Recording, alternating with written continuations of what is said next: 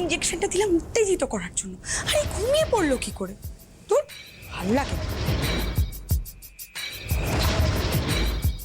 রেহান, হ্যাঁ রেহান, রেহান তোর ভাল লাগে না? কোনো লাভই হলো না ইঞ্জেকশনটা দিয়ে। রেহানটা না একেবারে যাচ্ছে তাই। রিসর্টে গিয়ে কিন্তু তুমি রেহানকে নিজের কাছে পাবে, এই সুযোগটা কিন্তু হাতছাড়া করা যাবে না মধু, বুঝতে পেরেছো তো? নিজেকে না মনে মনে জাগাও, হ্যাঁ বলো কালকেই আমার রেহানকে জয় করতে হবে, এবার নইলে নেভার। না না, এই চান্সটা তো কিছুতেই মিস করা যাবে না। কিন্তু কি করি কি করি?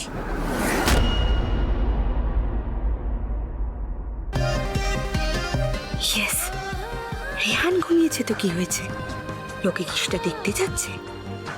লোকে তো দেখবে আমি আর রেহান সারা রাত এই বন্ধ ঘরে কি করেছি।